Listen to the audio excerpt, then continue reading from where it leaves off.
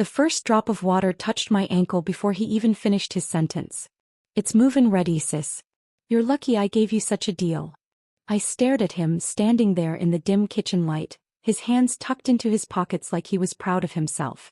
My shoes squished when I took a step. I didn't raise my voice. I didn't slam anything. I just looked straight at him, memorizing the shape of his grin, the smug tilt of his chin, and the calmness in his eyes that told me he knew exactly what he'd done. This isn't just a story, it's a warning of how betrayal cuts deepest when it comes from family. Stay with me until the end, you won't believe how it all unfolds. He thought I'd panic. He thought I'd crumble right there on the soggy tile floor. But I didn't. I stood still, water soaking into my hemline, and thought, you have no idea what I'm holding in my purse right now. It was 7:30 on a Tuesday evening, the day after a heavy rain. The air outside smelled of wet leaves and gasoline from passing cars, but inside, the house reeked of mildew and broken promises. I could hear the faint hum of the refrigerator and the drip drip drip of water sliding from the ceiling vent. My brother leaned against the counter, whistling a tune I half recognized from childhood, like he was still the boy who used to tease me about my handwriting. Only this time he wasn't teasing. He was taking. When I asked him why the basement door was locked, he shrugged. "Oh, that. Just some storage I haven't cleared out yet." His voice was casual, but too casual, like he'd practiced the line. The sound of rushing water underneath us told another story. My stomach twisted, not from shock anymore but from clarity. I set my purse on the counter. He didn't notice how carefully I placed it, how I tilted it so the zipper faced me. Inside were more than keys and lipstick. Inside were copies of papers he thought I'd never kept. Mom came in then, holding a grocery bag. She glanced at the puddles spreading across the floor and sighed. "Stop being dramatic," she said to me, not him. "Every house has problems." Her words were like cold glass pressed against my skin. I wanted to scream. I gave him $68,000. But instead I stayed quiet, watching the way she avoided looking at the ceiling stains, the way she stood closer to him than to me. Her loyalty had already chosen sides. I smiled faintly. Not out of joy but out of recognition. The betrayal wasn't sudden. It was layered, like water seeping through drywall. Slow, steady, undeniable. A dog barked outside, muffled by the walls, and I found myself listening harder than usual. Every small sound seemed louder, sharper. The hum of the fridge, the squeak of his sneakers, the rustle of Mom's paper bag.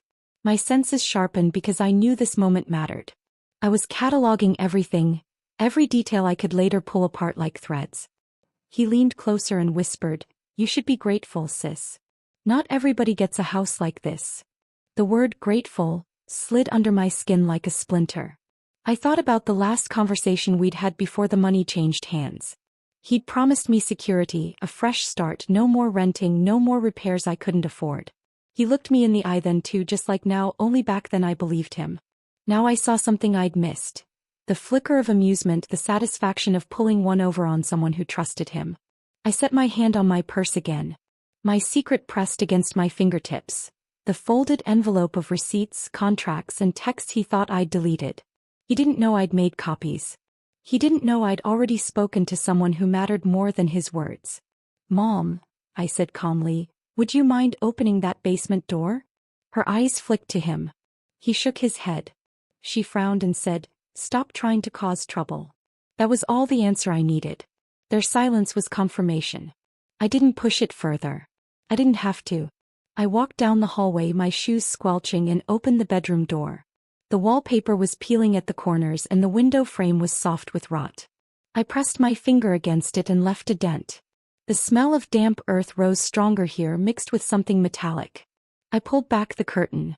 Outside, the yard was a shallow lake, moonlight reflecting off the water. Behind me, my brother's voice carried through the hall. "You're overreacting. A little water never hurt anyone." I clenched my jaw, holding in the laugh that wanted to escape. I remembered Dad's words from earlier that week when I told him I was nervous about the purchase. "Keep your eyes open, honey. Trust but verify." At the time I thought he was being overprotective. Now, standing in a house that smelled like a swamp, I realized he'd been warning me. Dad wasn't there tonight, but he would be soon. That was part of the plan I hadn't revealed yet. Back in the kitchen, I sat down at the table, crossing my legs slowly so the water dripping from my skirt wouldn't splash. My brother poured himself a glass of soda, the fizz loud in the silence. He didn't offer me one. He never did. You act like this place is falling apart, he said, taking a sip. But you got a bargain. 68 grand for a house. People would kill for that. He had no idea how his words sounded. Careless, taunting.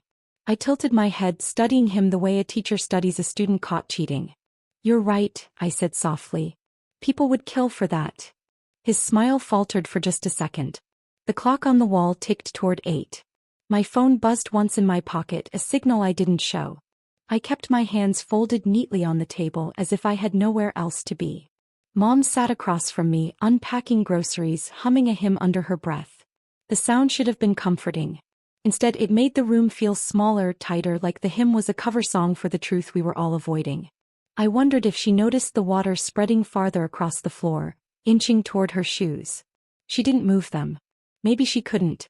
You'll see, my brother said finally, leaning forward. This house is the best thing that's ever happened to you. You just don't know it yet.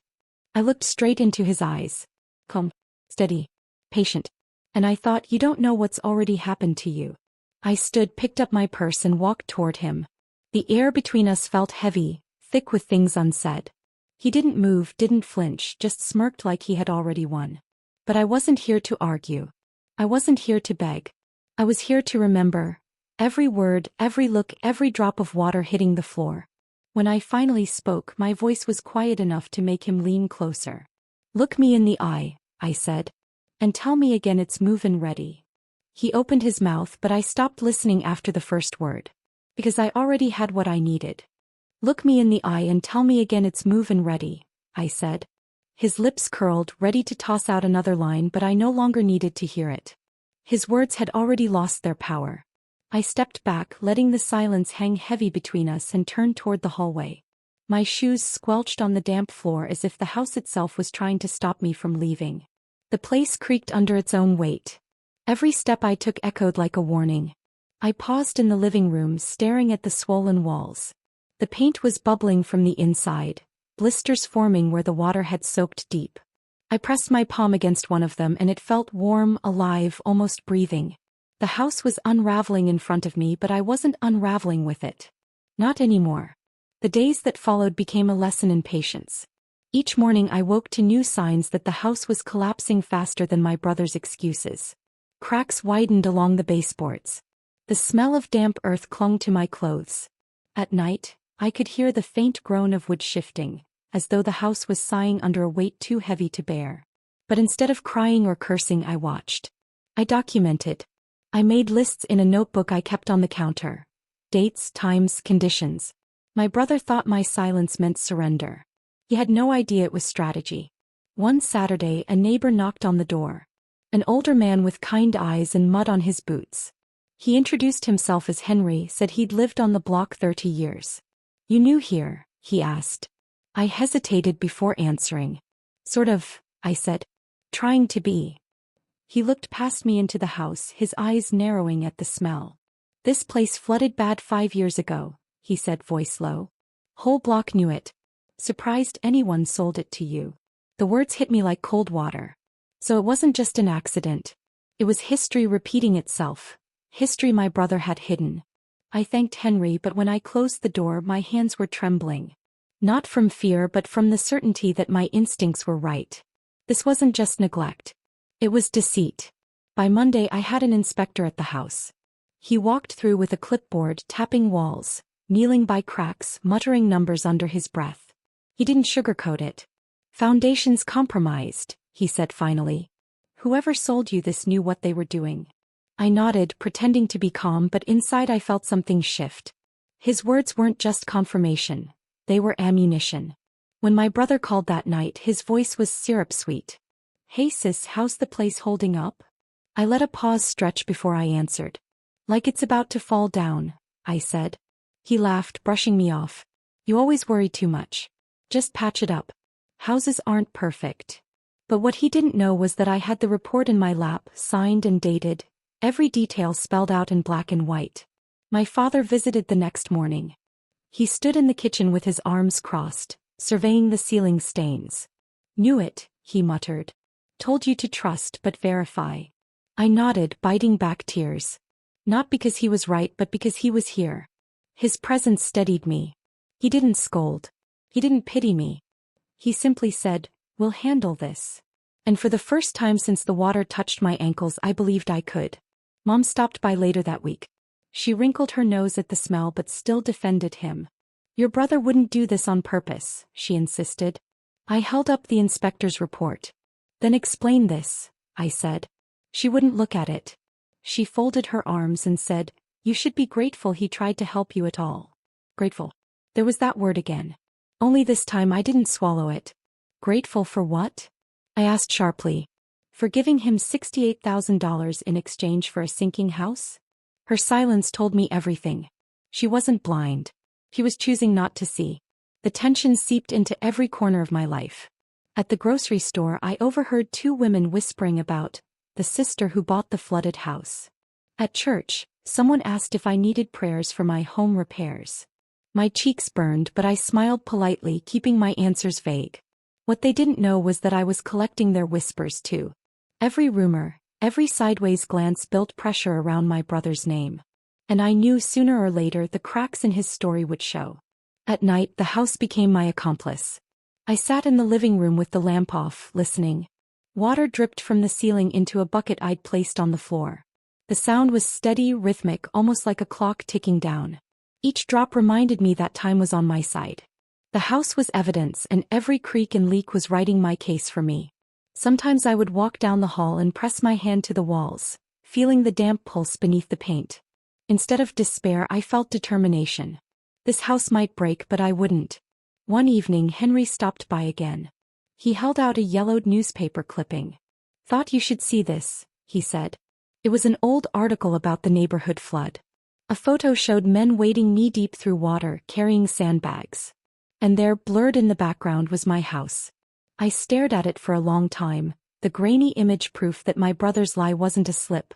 It was a calculated betrayal. "Thank you," I told Henry, folding the paper carefully. "This means more than you know." And it did. Because every piece of history I gathered tightened the rope around my brother's story. By the end of the week I had a folder thick with documents. Inspection reports, old newspaper clippings, even handwritten notes from neighbors. I slid the folder into my purse and zipped it shut. The weight of it was reassuring, like armor. When I walked into the kitchen that night and saw the ceiling sagging, I didn't panic. I reached into my purse, felt the edge of the folder and smiled. The house might have been falling apart around me but I was standing taller than ever. And then came the phone call that changed everything. It was late, the house dark except for the glow of my bedside lamp. My brother's number flashed on the screen. I almost didn't answer but curiosity won. "Hey," he said quickly, his tone different this time, sharper, nervous. "I heard you've been talking to people. You don't know what you're getting into." I let the silence hang before replying. "You're right," I said slowly. "I don't know everything." I glanced at the folder on my nightstand. "But I know enough." The line went quiet. Then he hung up. I set the phone down and leaned back, the sound of dripping water filling the silence. The house groaned, another board shifting somewhere in the dark. But it didn't scare me anymore. Because for the first time I realized something important. This house wasn't my burden. It was my weapon. I sat there in the quiet house, listening to the steady drip into the bucket and realized something new. Silence could cut deeper than shouting ever would. And if silence was a weapon, I was learning to wield it with precision. The very next morning I tested it. My brother called again, his number flashing across the cracked screen of my phone. I let it ring. I watched the vibration buzz across the table until it went still. For the first time I didn't feel guilty. I didn't owe him an answer. My silence spoke louder than any words I could have given. That evening I sat on the porch. The air smelled of wet grass and wood smoke from a neighbor's fire pit. Across the street, a boy tossed a basketball, the steady thump thump thump echoing in the dusk. It reminded me of how steady I had to be. The neighbor, Henry, waved as he walked his dog. "Hanging in there?" he asked. I gave a small smile. "Better than he thinks," I said. Henry nodded knowingly but he didn't press. People in small towns don't always say much, but their silences carry weight. His silence told me he believed me even if words never passed his lips. 2 days later I went down to the county office with the inspector's report tucked neatly in my purse. The waiting room smelled like old paper and coffee that had been burning on the hot plate too long. When my name was called, I walked into a small office where a woman with tired eyes sat behind a desk piled with folders. "What can I help you with?" she asked. I slid the report across the desk. "I bought a house from my brother. He told me it was move-in ready. But this says otherwise." She read in silence, her finger tracing the lines. When she looked up, her eyebrows were raised. "This should have been disclosed," she said softly. "Someone's been cutting corners." She didn't need to say more. Her silence after that sentence said enough. This wasn't the first time she'd seen something like this. I left the office with a stamped copy and the faint satisfaction that a stone had just been dropped into still water. The ripples would come later. Back home I started sending copies. Not to everyone, not yet, but to the right people. The mortgage broker. The insurance company. A contractor I knew from church. I didn't add long explanations, just the documents themselves. I wanted the papers to speak for me. My silence was in the blank space where a defense should have been. Days passed. My brother didn't call again, but I knew he felt it. The silence wasn't empty anymore. It was charged, like the pause before thunder. At the grocery store I ran into a woman I'd known for years, Clara. She leaned over her cart and whispered, "I heard about the house." Her eyes searched mine, waiting for me to explain. I just nodded. "Some things aren't what they seem," I said. She didn't push for details. She just patted my arm, her silence thick with sympathy. But I also knew she'd carry that story home, share it with her sister, her neighbor, and before long it would circle back to my brother. That was the beauty of silence in a small town. It echoed louder than shouting ever could. One night I sat by the window, the house dark except for the faint glow of a street lamp outside. The glass was cold under my fingertips. I thought about Mom, about the way she refused to look at the inspector's report. Her silence was different. Not protective, not sympathetic, but complicit. I remembered the way she defended him, insisting I should be grateful. Now her refusal to speak the truth was part of the weapon too. Every time she ignored the evidence, it only made the evidence stronger in my hands. A week later I got a letter in the mail. The envelope was thin, the county seal stamped in the corner. Inside was a notice. The property was flagged for inspection due to structural concerns. My heart raced as I read the words twice, 3 times. It wasn't a victory yet, but it was movement. My silence had set wheels turning. That night I dreamed of water. I was standing in the basement, ankle deep, watching as cracks spidered up the walls. But instead of fear I felt power. The house was crumbling, but it wasn't me falling apart. It was him. On Sunday after service, I noticed people watching me more closely than usual. Not unkindly but curiously. I kept my chin steady as I walked out, my father beside me. One woman touched my shoulder and said, "We're praying for you." I smiled politely, though I knew prayer wasn't what I needed. What I needed was truth, and I was gathering it piece by piece. When my brother showed up in the parking lot, I didn't say a word. He marched over, his face red, his voice sharp. "What are you telling people?" I looked him in the eye, calm as stone. "Nothing," I said. It was true. I hadn't spoken a word. The silence was doing the work for me. Later that evening I sat at my kitchen table, the folder open in front of me. The papers smelled faintly of ink and dust, the edges rough under my fingers. I flipped through them slowly, savoring each page like chapters in a book I was rewriting. I imagined him sitting in his own kitchen, wondering who knew what, who believed what, and how much longer he could keep his story together. That was the twist of silence. It left him guessing, filling the empty spaces with fear. One afternoon I walked the yard, boots sinking into the damp ground. The neighbor's dog barked at me from across the fence. I bent down, pressed my hand against the soil. It was soft, spongy, still holding water from rains long past. The earth itself was testifying. I took a photo, added it to the growing collection.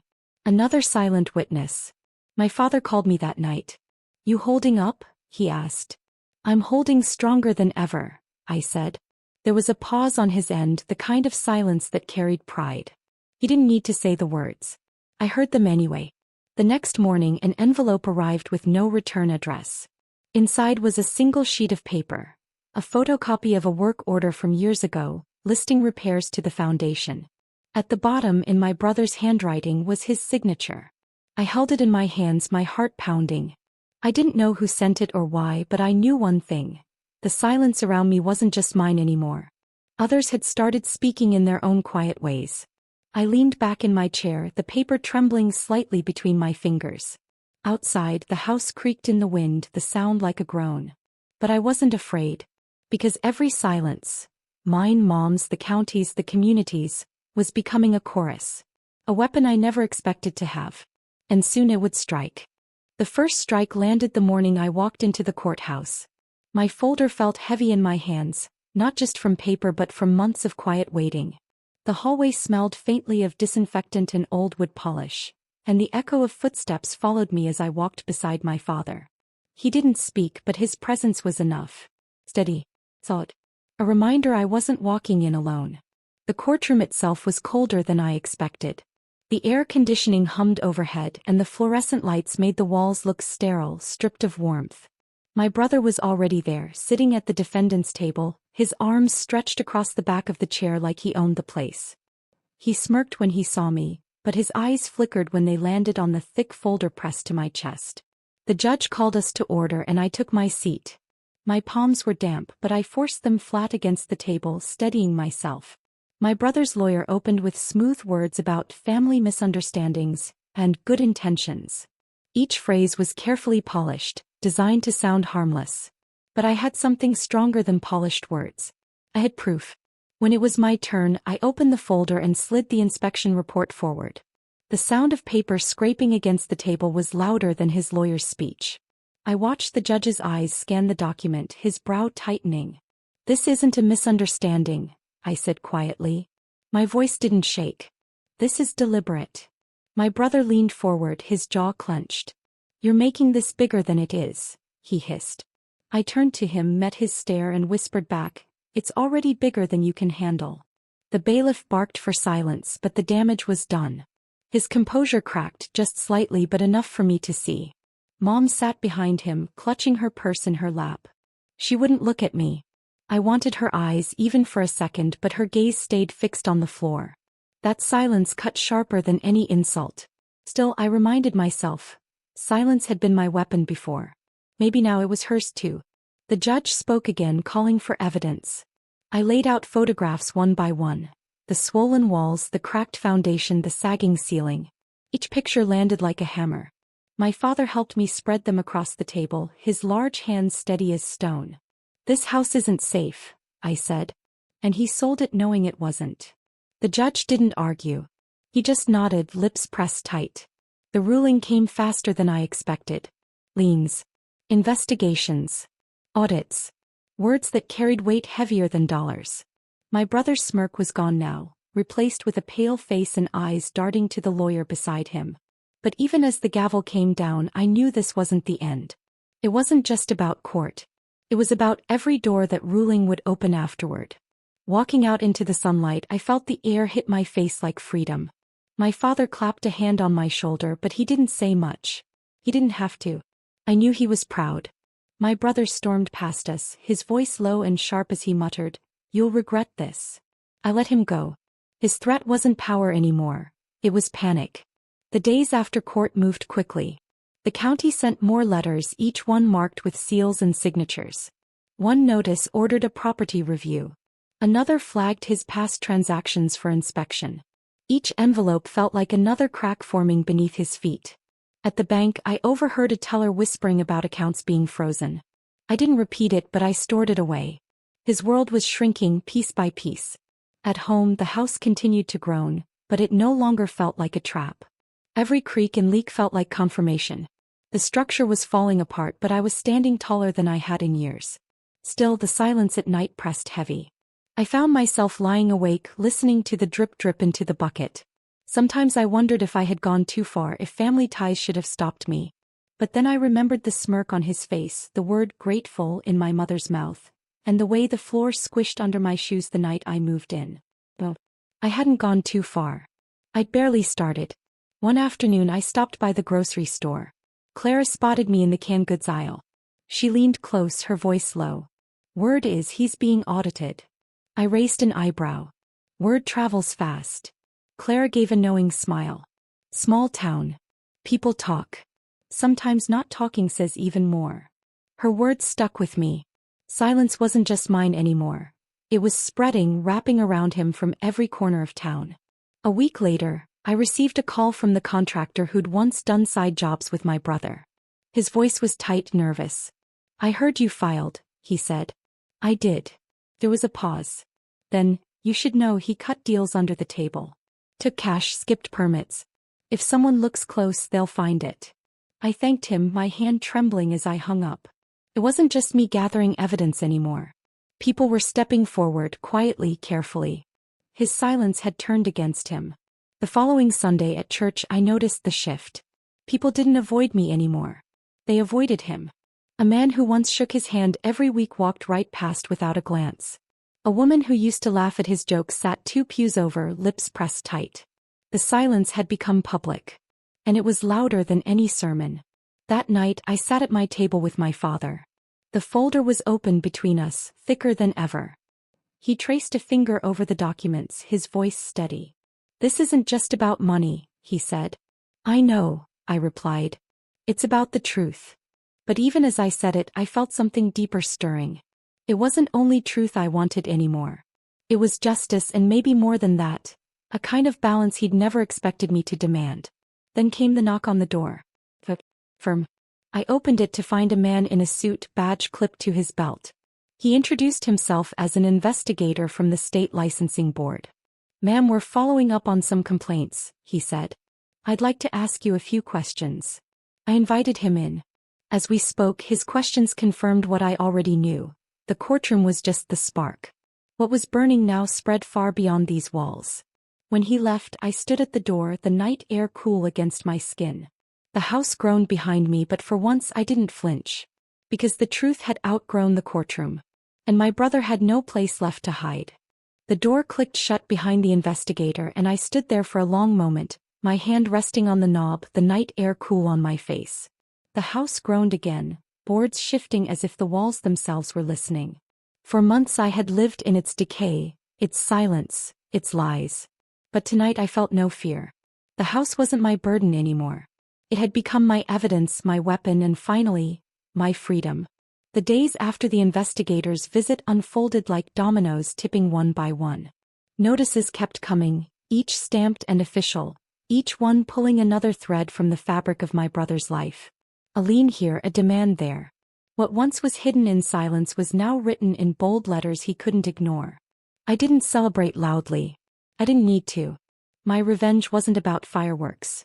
It was about watching the slow, undeniable collapse of the man who thought he could sell me a ruin and walk away untouched. At night, when the drip into the bucket echoed through the dark, I didn't hear defeat anymore. I heard closure, each drop marking time until the house, and everything it represented, was no longer mine to bear. The final twist came quietly, as most truths do. It was a Thursday morning when Henry knocked on my door again, his dog tugging at the leash by his side. He handed me an envelope, his eyes steady. "Found this in the records office," he said. Inside was a deed transfer signed years earlier. My brother hadn't owned the house outright when he sold it to me. He'd taken money under the table to patch his own debts and passed me a title that wasn't clean. For months I thought the foundation was the deepest crack. But this was the real fracture. He hadn't just lied about the condition of the house. He'd never had the right to sell it at all. I took the document straight to the county office. The clerk's expression tightened as she read it. "This changes everything," she said. And it did. The sale was invalid, legally rotten from the start. By the next week, the court voided the transaction. My $68,000 was ordered returned, along with damages. The house no longer belonged to me. For the first time in months, I could step outside without feeling chained to sinking walls. The confrontation I'd been waiting for came on a gray morning. My brother showed up at my porch, his eyes bloodshot, his voice hoarse. "You ruined me," he spat. I looked at him calmly. "No. You did that yourself." He paced, his hands clenching and unclenching. "You could have let it go. You could have stayed quiet." I shook my head. "Silence was my weapon. And you handed it to me the moment you lied." For the first time he had no answer. He stood there, mouth opening and closing, before finally walking away, shoulders slumped, the fight gone from him. Watching him retreat down the street, I felt no triumph. Just a clean, steady calm. Mom came to see me a few days later. She stood in my kitchen, eyes softer than I'd seen in months. "I didn't know about the deed," she said quietly. "I thought he was helping you." I studied her, the way her fingers twisted the strap of her purse. For so long her silence had hurt worse than his lies. But now I could see the regret in her eyes. "I don't need apologies," I said gently. "I just need you to see the truth." Her eyes watered and she nodded. It wasn't forgiveness, not completely, but it was enough. The house didn't belong to me anymore, but before I left it for the last time, I walked through each room. The air was still heavy with dampness, the floorboards still soft beneath my shoes. I ran my hand along the cracked wall in the living room, the same place I had pressed my palm that first night. "You were never mine to begin with," I whispered. And then I turned off the light and closed the door behind me. In the weeks that followed, I rebuilt, not walls or ceilings but myself. My father sat with me often, quiet and steady, helping me file paperwork, guiding me through the steps of starting fresh. His pride wasn't loud, but I felt it in every glance, every nod, every steady presence by my side. At church, people stopped whispering. Instead, they smiled, asked how I was doing, offered real support. Clara hugged me one Sunday and said, "You came out stronger than anyone expected." And for the first time I believed her. The money was returned eventually, but it wasn't about the dollars anymore. The real victory was walking away whole. My brother was left with debts, lawsuits, and a reputation too cracked to repair. I didn't need to watch his fall anymore. I'd already seen enough. What mattered was the way I felt stepping into my own space again. Safe, steady, unburdened. One evening, I sat on my porch, the sun setting behind the trees, painting the sky in streaks of gold and rose. The air was cool, the world quiet.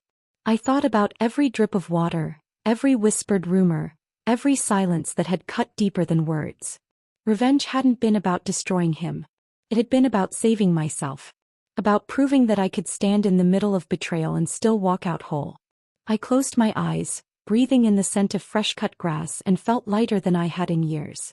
Because in the end he was left with cracks he could never fix. And I, finally, completely, was whole. If this story struck a chord in your heart, don't leave without subscribing. Every week I share more dark, emotional revenge stories that prove women can rise stronger than betrayal. Join me and never miss the next chapter.